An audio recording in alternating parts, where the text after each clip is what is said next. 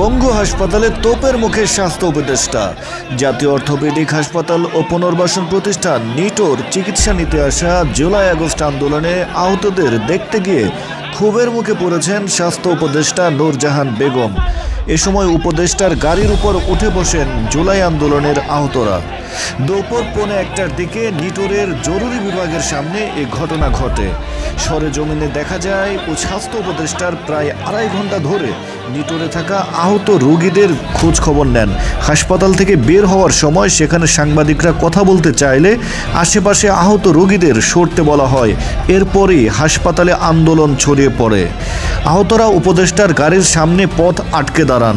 এক পর্যায়ে আন্দোলনে আহতদের একজন গাড়ির সামনে বসে পড়েন, আরেকজন উঠে পড়েন গাড়ির উপর। পরে নিরুপায় হয়ে স্বাস্থ্য উপদেষ্টা ও ব্রিটিশ রাষ্ট্রদূত অন্য একটি গাড়িতে সেখান থেকে বেরিয়ে যান।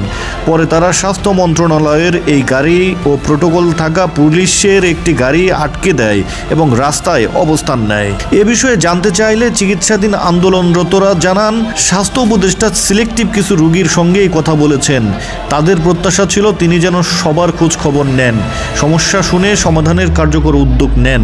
মনের কথাগুলো শোনাতে না পেরে তারা ক্ষুব্ধ হন। কেউ কেউ খাওয়া দাওয়ার মান নিয়েও অভিযোগ করেন।